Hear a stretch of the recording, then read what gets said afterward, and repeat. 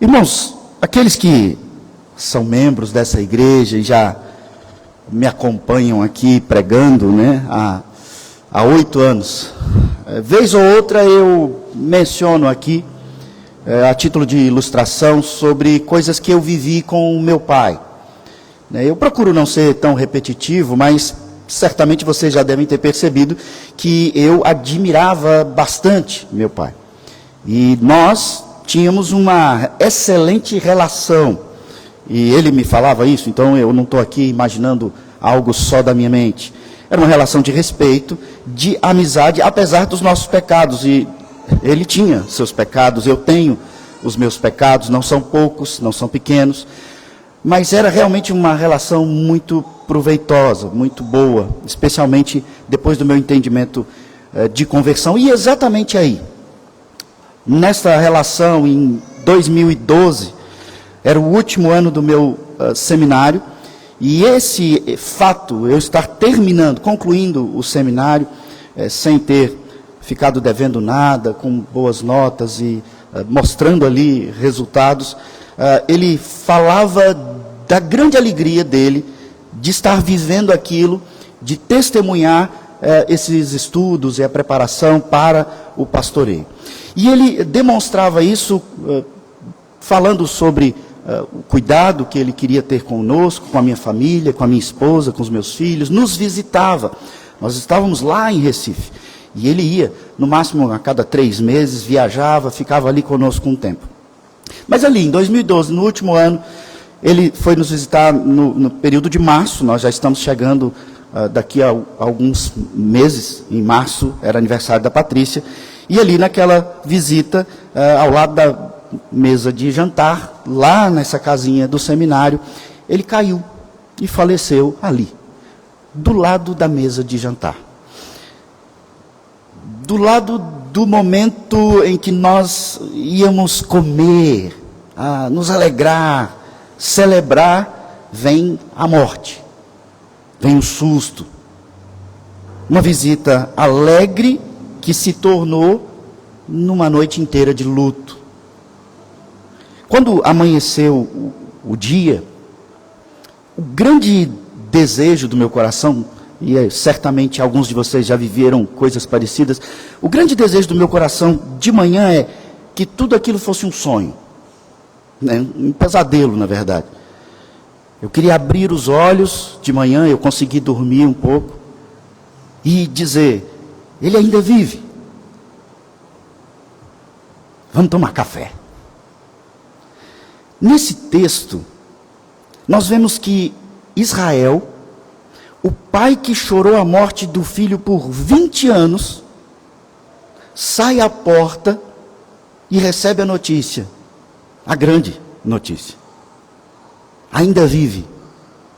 Meu filho José ainda vive. E ele responde, ainda vive meu filho, e eu irei e o verei antes que eu morra. Imagina, depois de 20 anos, acreditando que seu filho amado estava morto, você recebe a notícia de que ele está vivo. E não só que ele está vivo, ele é o grande governador da maior nação, o Egito. Ele vive e reina. Antes de entrarmos nos versículos aqui, a partir do verso 16, para aqueles que não estavam aqui de manhã, eu identifiquei algumas pessoas aqui, nós vimos o início desse capítulo 45 de Gênesis, do versículo 1 até o versículo 15. E nós observamos, nestes versos, alguns argumentos que eu apresentei para a igreja na exposição do texto. O primeiro argumento que eu trouxe é que diante dos nossos pecados, Deus nos cala. Vimos isso aí a partir do versículo 3, quando os irmãos não sabem o que dizer. Então, diante dos nossos pecados, Deus nos cala, mas, segundo argumento, na reconciliação com Deus, Deus nos aproxima. Diante dos nossos pecados, Ele nos cala, na reconciliação Ele nos aproxima, e então, em terceiro lugar, perdoados ou reconciliados, Deus nos sustenta. Perdoados, aproximados e sustentados. Foi isso que nós vimos a partir desse texto, ou esses argumentos são as aplicações para a sua e para a minha vida, a partir de uma história, de uma narrativa que nós lemos, mas que nós cremos não é mera história, é revelação de Deus para nós. E sendo revelação, Deus nos comunica algo. Estudando o texto e procurando esse sentido do texto, entendemos esses argumentos.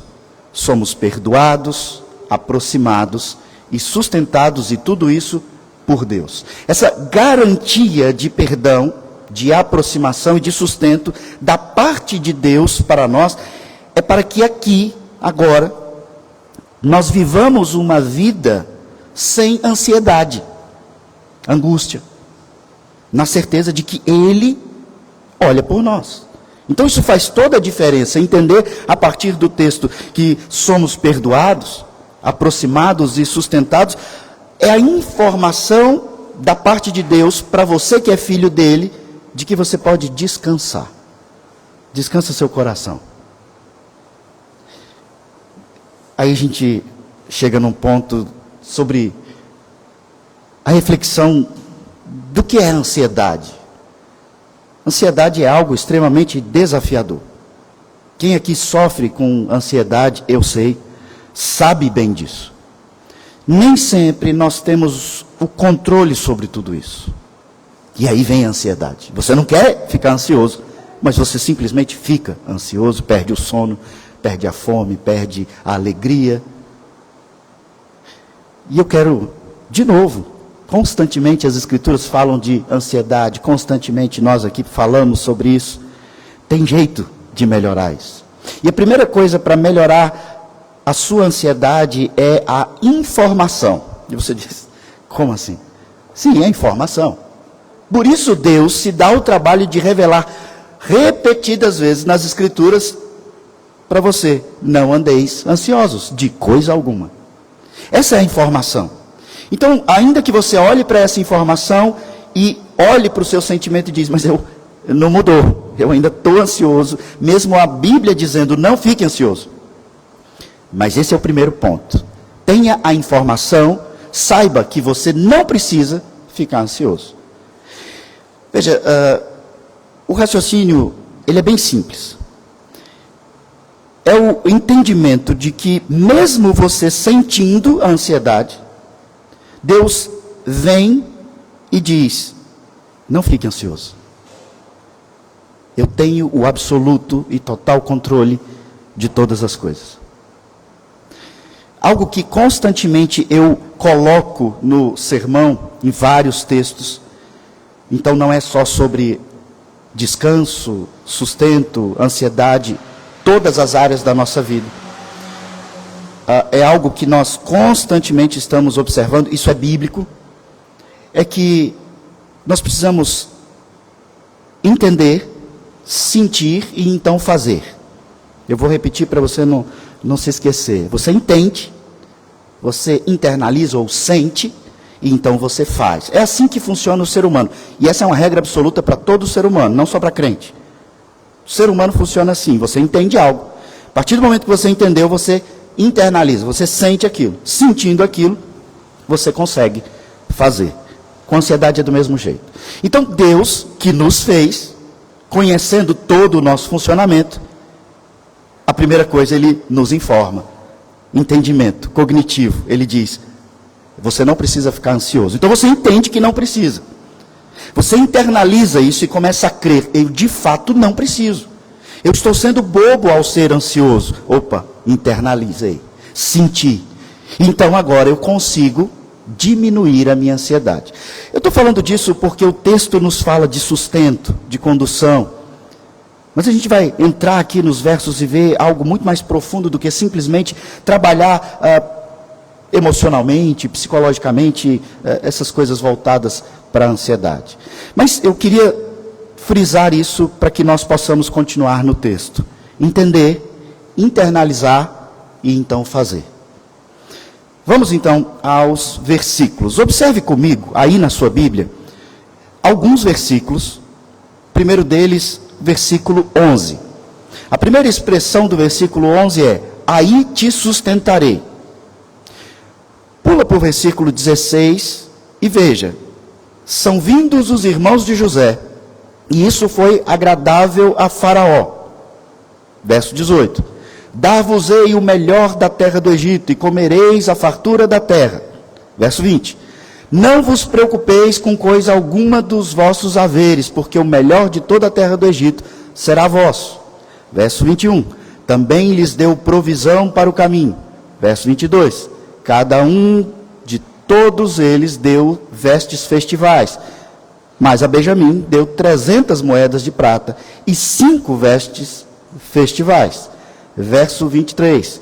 Também enviou seu pai 10 jumentos carregados do melhor do Egito, e 10 jumentos carregados de cereais e pão e provisão para o seu pai para o caminho. O que você observa como algo comum em todos esses versos? O primeiro que eu citei já diz tudo. Eu te sustentarei. Na cena mais ampla da história toda que nós estamos vendo aqui dos filhos de Israel, nós temos um pai depressivo que chora a morte do filho, seu filho amado. A frustração desse pai de ter filhos que são piores do que ele. E olha que Jacó não foi boa pessoa. Nós temos homens que são maus e esconderam uma imensa mentira por mais de 20 anos, fingindo que não aconteceu nada. Temos um filho que é vendido, escravizado, preso injustamente. Traição, mentira, angústia, rancor e agora escassez e fome. Então aqui no capítulo 45, nós chegamos no momento da reconciliação. Nós temos uma reviravolta completa na história dos filhos de Israel. E isso precisa significar algo para nós que nos identificamos também como filhos de Israel. A vida, muitas vezes, minha, sua, em várias fases, ela é envolvida por uma série de problemas, tragédias, tristezas, angústia, rancor, escassez. Mas Deus sempre nos informa que há um conserto, há uma reconciliação, há algo em que você pode crer. E vem a informação. E Deus diz, sinta isso. E então faça o que você tem que fazer. Aqui no capítulo 45, o pai descobre que o filho está vivo. E governa, tem poder. Eles tinham fome, agora tem fartura. Lá no Egito e, por consequência, agora no meio do povo de Israel. Eles poderão levar para o Egito, está sendo doada para eles uma terra, eles poderão levar todos os seus parentes, todos os seus pertences, eles não vão perder nada das suas coisas. Eles recebem aqui dinheiro, alimento, transporte, terra para viver e garantia. Vai ser uma vida farta enquanto o mundo enfrenta escassez. A expressão de Faraó, no verso 18 e também verso 20, ela é fascinante, ela não é mera expressão. Ele diz no verso 18, dar-vos-ei o melhor da terra do Egito. Comereis a fartura da terra. Verso 20, não vos preocupeis com coisa alguma dos vossos haveres, porque o melhor de toda a terra do Egito será vosso. Não é mera expressão de um faraó dizendo, olha, tudo bem, você vai ter alguma coisinha, você não vai passar falta não. Você vai receber uma cesta básica. Não, não é uma cesta básica. O faraó que governa o local mais poderoso, e nesse momento, o único que tem fartura de alimento, ele diz, o melhor que existe no mundo é seu. Você vai comer com fartura do melhor. Não é comer com fartura do pior, e não é comer um pouquinho do melhor. Como aqueles restaurantes chiques, que colocam aquelas coisinhas tão pequenininhas.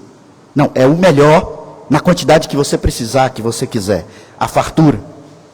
Vocês não vão perder nada. Vocês não vão pagar nada. Vem para cá, que é hora de reconciliar, é hora de festejar, é hora de se alegrar. E aí, ok, a gente percebe essa reviravolta, mas eu te pergunto, o que o pai, Israel, ou os filhos fizeram para que toda essa reviravolta acontecesse? Nada. Absolutamente nada. Porque no capítulo anterior, José, que é alguém que fez, ele diz, não foi eu que fiz. Deus fez por meu intermédio. É assim que crente vive. Quando você tem sucesso na sua profissão, você em gratidão diz: não sou eu que faço, é Deus que faz por meu intermédio. É Deus que me chama a fazer, e o que eu faço, como as Escrituras nos dizem, fazei com toda a sua força, com todo o seu ser, como para Deus, não como para homens. Porque Deus é glorificado quando você faz as coisas bem feitas. E José faz bem feito.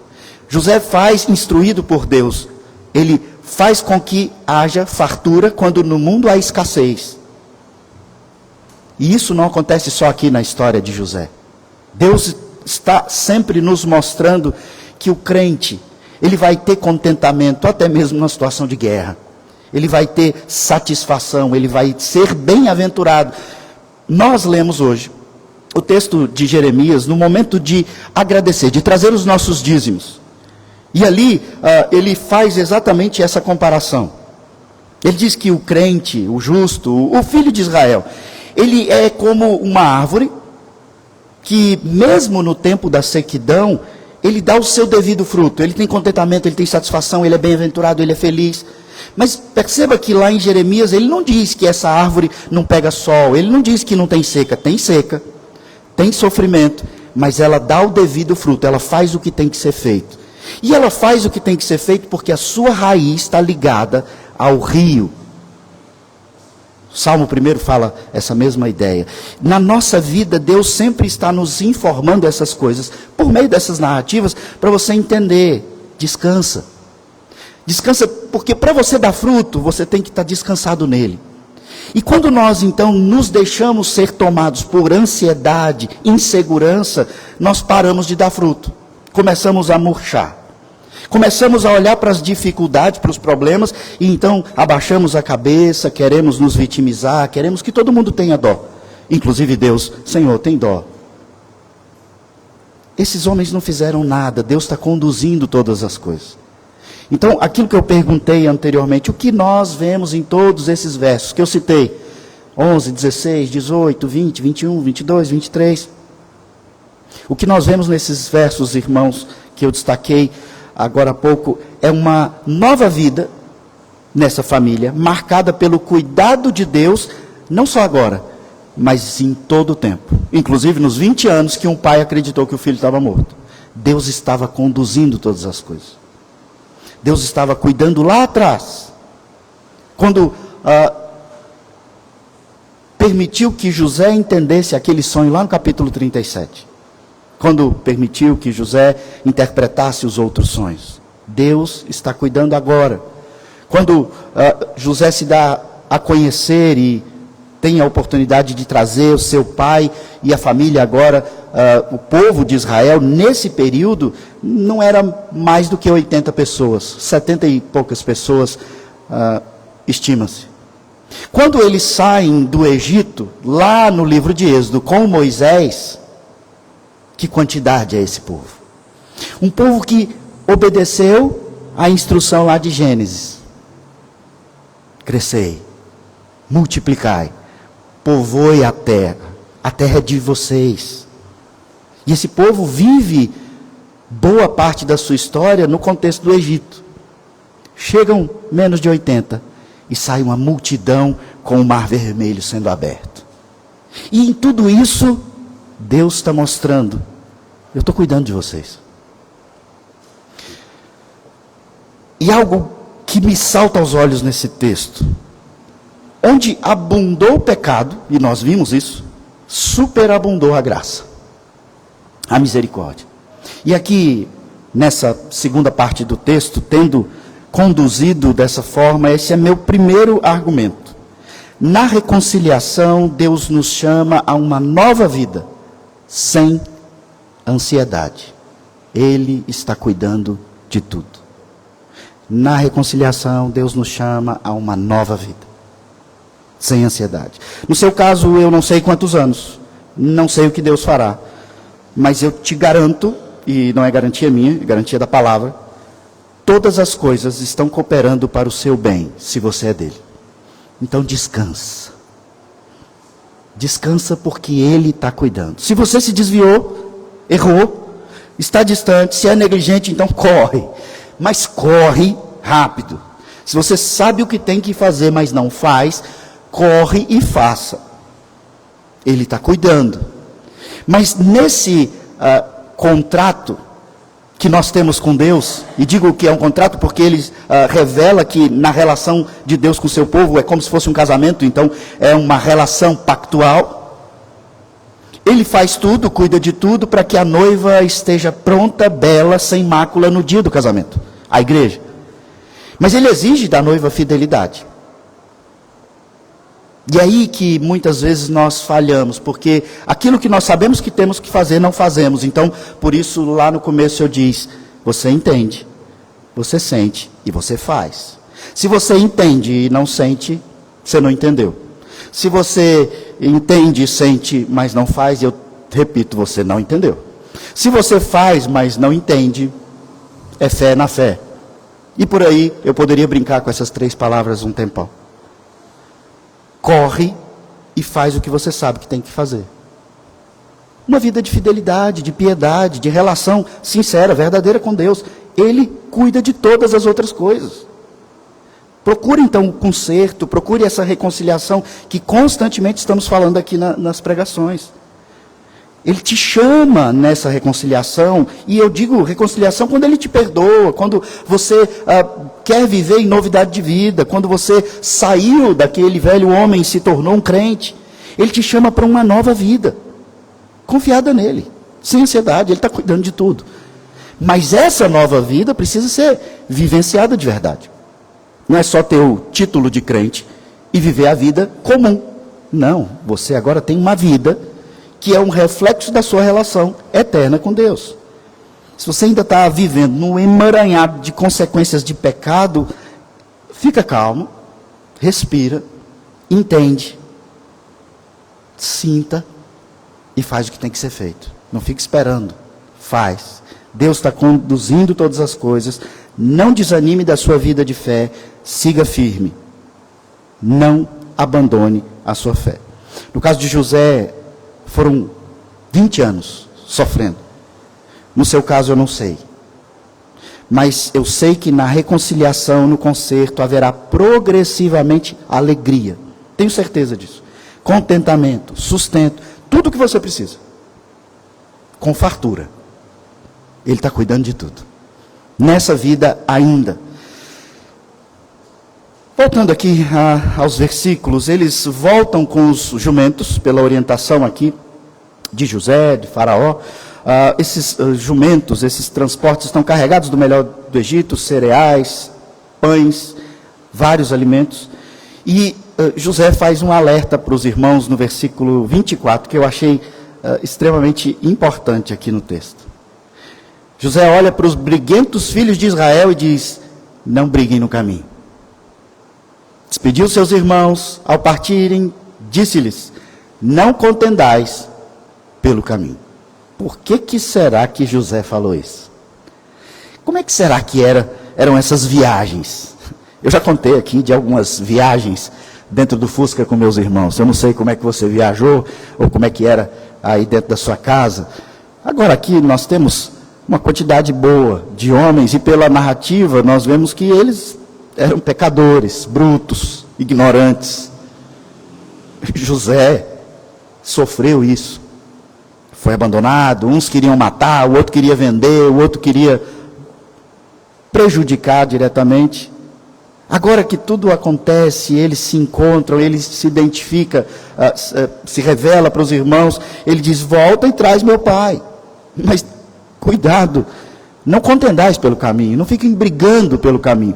Quando nós olhamos de manhã, aqui no versículo 5, ele diz, não vos entristeçais, nem vos irriteis contra vocês mesmos, por me haverdes vendido para aqui. Não fica bravo, não fica deprimido, não comecem a brigar pelo mal que vocês fizeram para mim, não, já passou. Veja o quão significante é isso. José está pacificando as coisas, ele está promovendo a paz sobre aqueles que promoveram morte. Ele vivenciou uma transformação e agora ele é agente de transformação. E ele está ensinando isso para os filhos. E irmãos, é isso que acontece conosco na nossa conversão. Você recebe de graça pela graça, a salvação, você é perdoado. Então é feita paz entre você e Deus. Constituída a paz. Naquilo que havia briga, agora há paz. Então você se torna um promotor da paz. É isso que o crente precisa fazer. Promover a paz. Ser um pacificador, como diz Jesus Cristo. Então aqui José alerta os seus irmãos sobre essa contenda e nós precisamos entender a aplicação disso para a nossa vida. Primeiro, nós vimos que na reconciliação Deus nos chama a uma nova vida sem ansiedade. Segundo, na reconciliação Deus nos chama a uma vida de paz. E, abra um parêntese, viver a paz e promover a paz. Fecha parêntese. Muitos de nós só querem viver a paz, né? Promover, não. Porque promover a paz exige de você alguma dedicação, algum desgaste, confrontação. Na reconciliação com Deus, ou seja, na vida de crente, na vida convertida, Deus nos chama a uma vida de paz com Ele e com o próximo. Por isso, percebemos aqui a condução das Escrituras sobre a vida daqueles irmãos briguentos. Não fiquem brigando. A reconciliação de José e seus irmãos, que aponta tanto para as nossas reconciliações, né, em meio aos nossos desentendimentos, brigas familiares, pessoais, ela aponta também para essa nossa briga com Deus, que careceu da reconciliação realizada por Cristo. Havia uma briga mortal, a briga do pecado. Éramos inimigos de Deus. Cristo nos torna amigos de Deus. Ele nos perdoa. Somos declarados justos, salvos. Então é feita a paz. Mas essa paz que é estabelecida, agora é um grande e imenso convite a vivenciar essa paz com Deus. Ou seja, se você é convertido e não volta para a igreja, não volta a vivenciar essa relação de paz, provavelmente você não teve uma conversão real. A relação com Deus agora é uma relação abençoadora, pacífica. E muitas vezes nós entramos em conflito, porque nós sabemos disso. Nós lemos isso na Escritura. Mas nós estamos tão voltados para nós mesmos, que sabemos que temos que orar, mas não oramos. Ele comprou a sua salvação, Ele estabeleceu a paz, e você sequer quer falar com Ele. Quer usar um meio de graça que Ele concede nessa relação de paz. Antes não podíamos falar com Ele. Estávamos inimizados, brigados, afastados. Agora estamos unidos. Então, nos esquecemos de orar. Imaginem maridos, se vocês simplesmente se esquecem de conversar com as vossas esposas. Imagine esposas, se seu marido se esquece de conversar com você. Você vai para casa e você não tem mais casa, ele vendeu e esqueceu de te contar. Não pagou o aluguel, ou tantas outras coisas. Nós precisamos usufruir dessa relação. José é um instrumento de Deus para a reconciliação, que ele promove a preservação da vida dos filhos de Israel, que agora voltarão a ter um relacionamento entre si e José com o povo da aliança, com Deus da aliança. Judá, que nós vimos anteriormente, é o irmão que se ofereceu em sacrifício em prol dos irmãos. Foi quem confessou o pecado coletivo. E isso tudo está nos apontando para um dos filhos, Cristo Jesus, que é quem efetiva a reconciliação, a nossa reconciliação. Então José, Judá, esses homens estão nos apontando ao nosso irmão, que se ofereceu em sacrifício, que foi instrumento de Deus para a nossa reconciliação. E esse irmão, Jesus Cristo, chega na porta e diz: vamos lá ver o Pai. O Pai está vivo. Vamos nos reconciliar com o Pai. Não precisa mais viver aí triste. Bora, a gente tem uma vida farturenta para viver agora. Em Cristo nós somos reconciliados com Deus, e é isso que as Escrituras, em vários textos, nos afirmam. E a ordem de Cristo sobre isso, nós encontramos em Hebreus. Carta aos Hebreus, capítulo 12, verso 14, diz assim: segui a paz com todos e a santificação, sem a qual ninguém verá o Senhor. Atentando diligentemente, porque ninguém seja faltoso, separando-se da graça de Deus, nem haja alguma raiz de amargura. Segui a paz com todos. Ninguém seja faltoso, nem haja alguma raiz de amargura. É Cristo orientando a igreja. A carta é aos hebreus, aos filhos de Israel, ao povo de Deus. E Cristo, esse irmão, chega para nós como José chega para os seus e diz: não contendais, não briguem não, isso não vai levar vocês a lugar nenhum. Então Cristo vem, nos reconcilia, nos dá acesso ao Pai, e então inspira um homem para escrever a carta de Hebreus a nós, os outros irmãos, e ele diz: segui a paz com todos. Não sejam faltosos, irmãos. Joga fora toda raiz de amargura. É muito semelhante aqui, nós precisamos perceber esses indicativos. Cristo promove a paz e nos chama a sermos promotores da paz.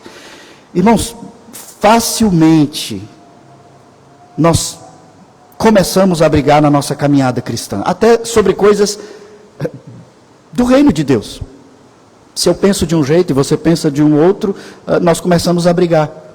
E muitas vezes são coisas que não são fundamentais para a nossa salvação. Ou seja, você pensa de uma forma e eu posso pensar de outra forma sobre um assunto que é circunstancial, periférico, ele não é essencial sobre a nossa salvação.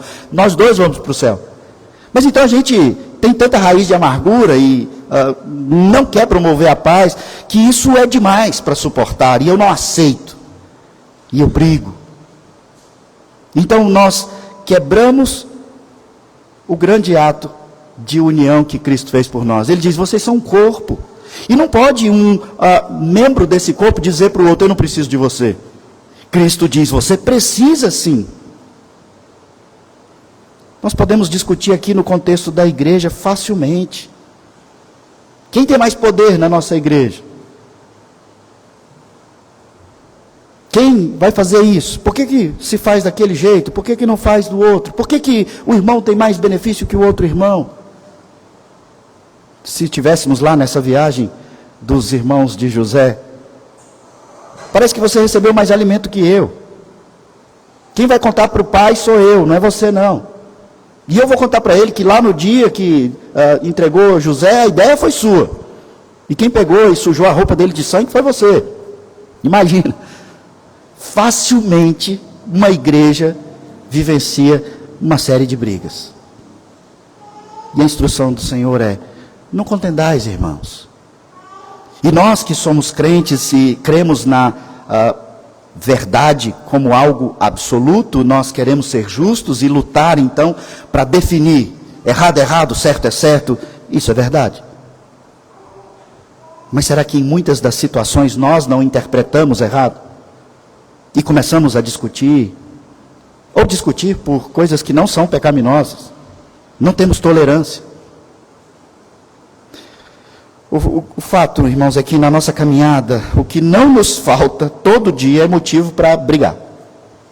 Cada um pensa de uma forma, mas as Escrituras nos colocam hoje num texto como esse, onde vemos gigantesca reconciliação, e Deus falando para nós hoje, por esse texto, que nós fomos reconciliados também, e então precisamos viver uma vida de paz e em paz.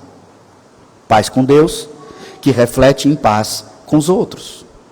Como é que eu vou brigar, ignorar, maltratar alguém que Deus deu a vida do seu único filho para salvar? Esse alguém é muito importante. E quem sou eu, então, para dizer que não é importante? Se eu não tiver muito iludido, enganado, eu acho que eu não estou, eu creio que aqui na nossa Igreja Presbiteriana Central, nós estamos vivenciando um momento agradável de paz. Se eu tiver errado, depois alguém me conta, ou nem me conta. Deixa assim, deixa eu pensar que está em paz. Nós temos uma dificuldade ou outra aqui e ali, mas faz parte, é a vida normal. Mas, no geral, eu entendo que nós temos paz. Há uns 20 ou 30 dias atrás, eu estava bem abatido, fui conversar com o reverendo Zé Maria, pedindo conselhos, e conversando com ele, e ele voluntariamente me disse isso. Ele falou: reverendo, acalma o coração. A nossa igreja está vivendo um tempo de muita paz. Está tudo bem. E eu já sabia disso. Mas quando eu escuto daquele que está aqui desde o primeiro tijolinho, fez um grande significado. E eu falei: eu estou ansioso à toa, eu estou preocupado à toa. Deus está conduzindo e as coisas estão acontecendo. Há crescimento, há fruto. Nós estamos vivendo um tempo de paz, um tempo de bonança. Então, como pastor de vocês, eu repito o que disse José. Irmãos, a gente está começando o ano. Não contendais pelo caminho. Vamos fazer coisas frutíferas em 2024. Aquilo que te incomoda, deixa para lá. Tolera seu irmão. Ele é seu irmão. Você recebeu a paz. E você agora promove a paz. Se não é algo que dá mau testemunho, um pecado deliberado, tolera. Vamos. E antes de irmos para o último argumento aqui, sabe qual é o maior segredo? Estive conversando com a Patrícia sobre isso esses dias, já falei com algumas pessoas, aconselhei um conhecido ontem nesse sentido. O maior segredo para acabar com as brigas, manter e até mesmo melhorar a paz, é se diminua e enalteça o próximo. Esse é o maior segredo para acabar com qualquer briga. Casamento, filho, igreja. Tem briga, se diminua você. E você sempre diz: mas eu estou certo e ele está errado. Mesmo assim, se diminua. Essa é a instrução bíblica. Mateus 18 diz: se alguém pecar contra ti, é ele que pecou. E o texto diz: vai lá. Vai lá e procura reconciliação. Conversa com ele. Você vai ganhar o seu irmão. Se diminua. Não seja esse que tem domínio da situação. E enalteça o próximo, porque Cristo o enalteceu. Até que ele prove que ele não é um crente, Cristo o ama. Então enalteça o próximo. Isso acaba com qualquer briga. No casamento isso é fantástico. Mas eu falo assim, você até imagina, né? Nossa, o Diogo tem domínio total disso. Não tenho, não. Mas lembra do que eu falei no começo? Eu primeiro preciso entender. Depois eu preciso acreditar. Então eu começo a colocar isso em prática. E a gente tem conseguido lá em casa. Nós entendemos que para diminuir qualquer dificuldade, nós precisamos enaltecer o próximo. E nos diminuirmos. Nós mesmos. Nós começamos a acreditar totalmente nisso. E dia a dia, na relação, na vida, nós estamos conseguindo colocar em prática. É a solução do Evangelho. Eu entendo, eu sinto e eu faço. É a solução que Cristo nos apresenta para a vida. E o que nos impede de fazer isso? Ego, orgulho, obra da carne, fruto da carne, pecado. No versículo 25 do texto diz que eles subiram do Egito e vieram à terra de Canaã, a Jacó, seu pai. Quando chegaram em Canaã, correram porta adentro ali, gritando de alegria, né? A grande notícia para o pai: José ainda vive. José ainda vive e reina. Ele governa toda a terra do Egito. Recapitulando, vimos em primeiro lugar que na reconciliação Deus nos chama a uma nova vida sem ansiedade. Em segundo, na reconciliação Deus nos chama a uma vida de paz. Terceiro, na reconciliação Deus nos chama a uma vida de esperança. Eu acho que esse pai já não tinha mais esperança. Mas quando ele não tinha, talvez, tanta esperança, chega alguém na porta da frente e diz: José ainda vive e reina. Deus faz dessas coisas com a gente. Lá no Evangelho de Mateus, no capítulo 28, você deve se lembrar o que foi dito às Marias, que foram ao túmulo de Cristo e viram a pedra removida do túmulo. Não encontraram Jesus morto. A notícia que as Marias tiveram ali é: ele não está aqui. ele ressuscitou. Ele vive. Aqui em Gênesis 45, o pai Israel tem aquela sensação de que seu coração parou de bater. É o que o texto diz no verso 26. O coração lhe ficou como sem palpitar. O coração sem palpitar é alguém morto. Ele tem quase uma parada cardíaca aqui. Como assim? E sabendo que aqueles filhos já tinham mentido e aprontado tantas coisas, o texto diz, ele não acreditou, não lhes deu o devido crédito, no versículo 26. Mas era verdade. Israel vinha vivendo entristecido, desde a notícia da morte do seu filho, que esses mesmos homens, que chegam agora, disseram lá atrás, seu filho morreu, está aqui a roupa com sangue. Agora esses mesmos filhos chegam com boas novas. Seu filho vive. E o texto, verso 27, no finalzinho diz, reviveu-se-lhes o espírito. Notícias de vida fazem o nosso espírito reviver. Você tem um revigor. Está muito em alta agora e eu preciso que você tenha cuidado. Há muita ênfase em motivação, muito coach, muito vídeo do YouTube. Cuidado. Você precisa de notícia de vida, propósito de vida, razão, esperança.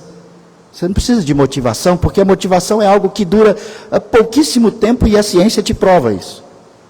Alguém te fala alguma coisa, você fica animadinho, mas semana que vem já está tudo de volta.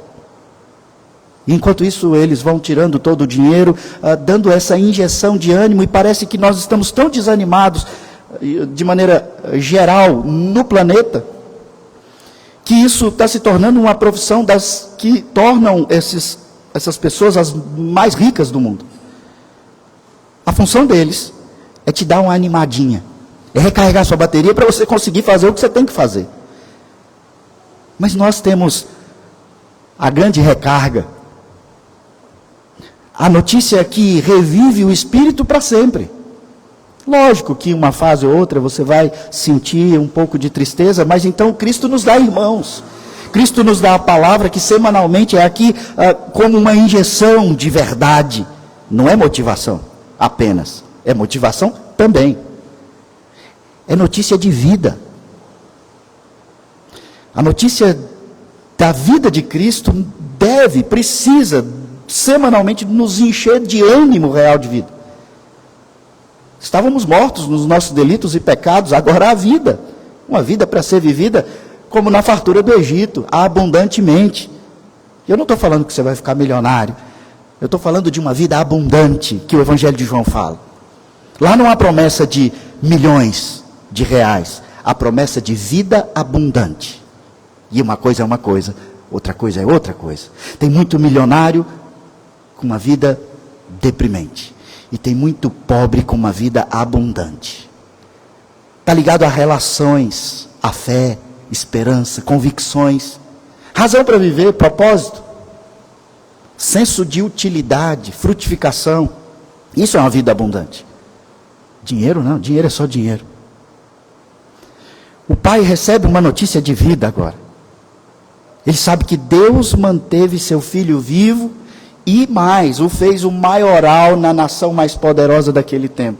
Deus cuidou da descendência de Israel. Quem aqui tem filho sabe como é bom você ver o seu filho, sua filha crescendo na vida. É muito bom.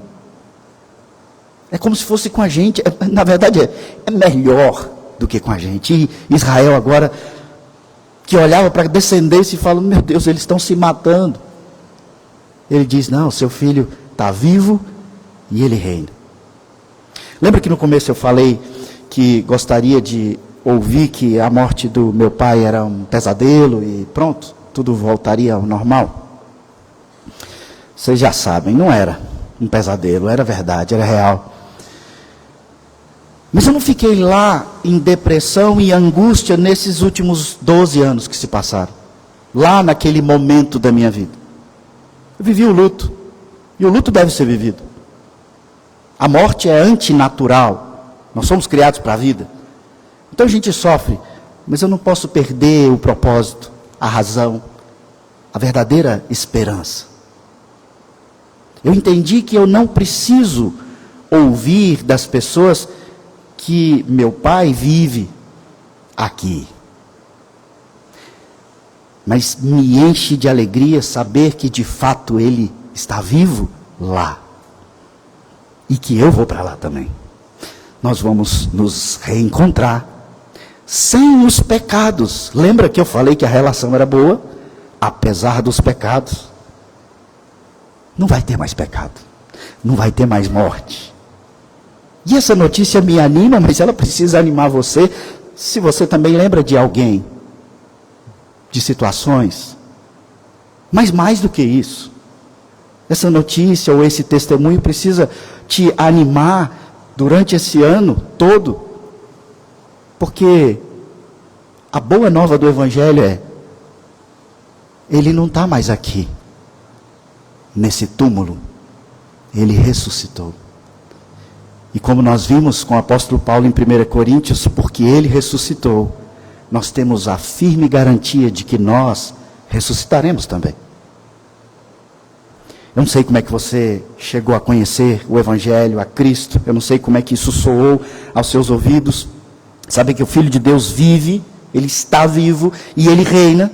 Eu não sei como isso fez sentido na sua cabeça, para cada um de uma forma.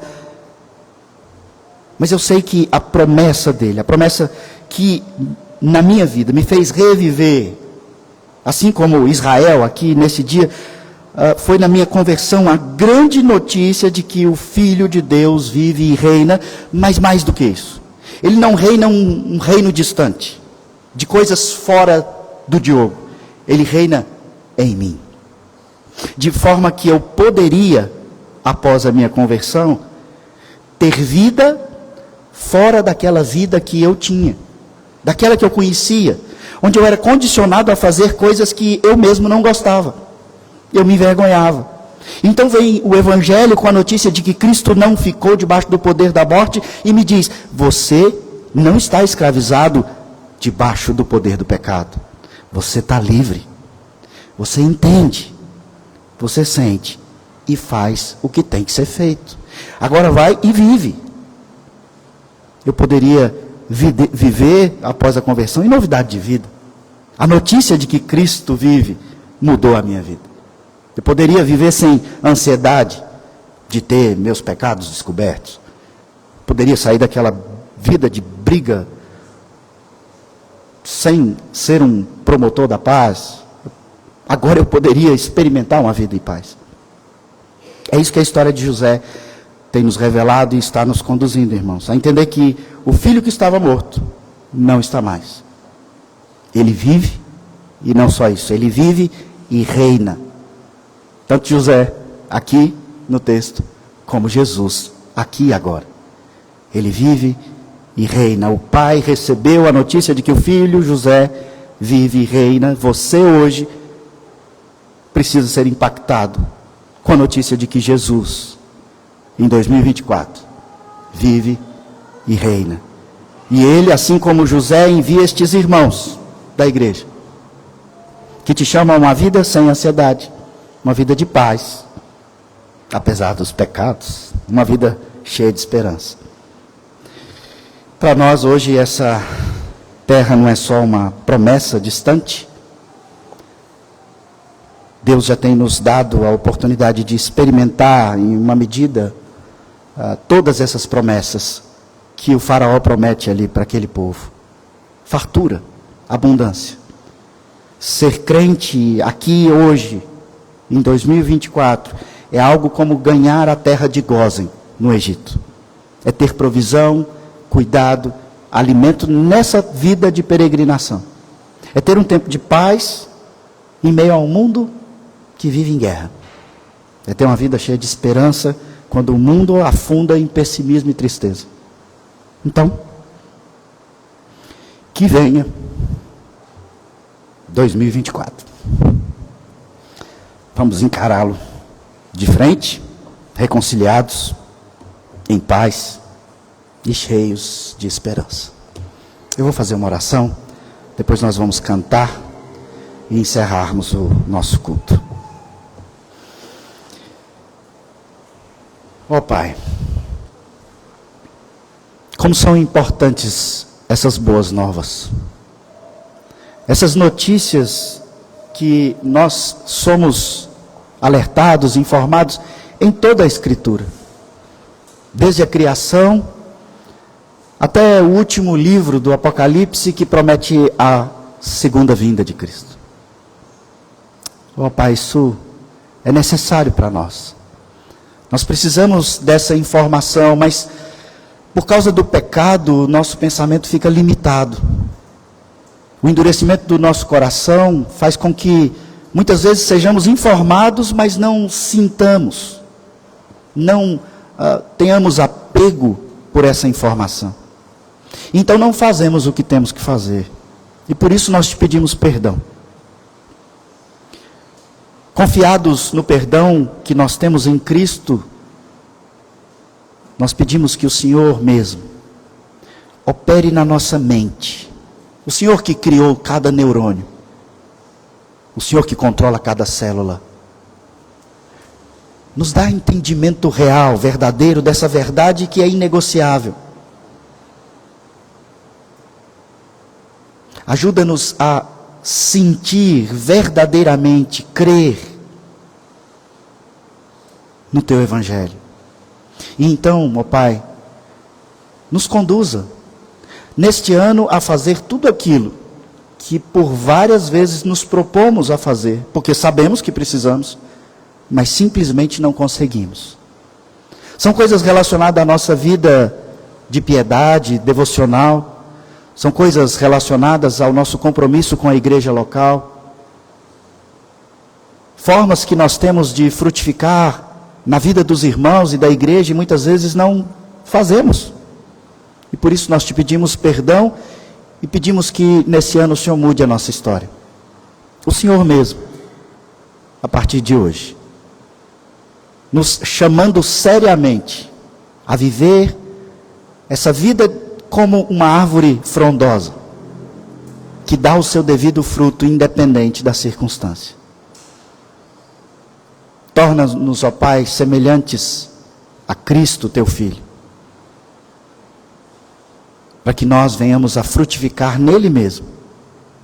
E que então, ó Pai, experimentemos nesse ano uma vida abundante no Senhor, no Teu reino e para o Teu reino. Que tenhamos essa certeza da salvação, a alegria de viver sabendo que tem uma eternidade ao seu lado. O contentamento de saber que o Senhor nos dá tudo aquilo que nós precisamos. Não falta nada. Dá-nos essa satisfação. Dá-nos, ó Pai, esse deleite de viver a vida que o Senhor nos propõe. Agradecidos. Para que então nós venhamos a ter nesse ano uma vida bem-aventurada. Concluímos aqueles projetos que não chegamos nem à metade, realizarmos aqueles sonhos que estão em oração diante do Senhor, conquistar coisas que o Senhor mesmo tem nos dado como deleite nessa terra. Leva-nos, ó Pai, a ter um ano de realizações, conclusões de projetos e, acima de tudo, um ano onde nós sejamos verdadeiros promotores da paz. Que todos aqueles que se relacionam conosco percebam que Cristo vive, não longe de mim, mas que Ele reina quem eu sou, e porque Ele vive em mim e em cada um de nós, nós promovemos a paz, vivemos em paz, até que Ele volte. É assim que nós oramos em nome de Jesus. Amém.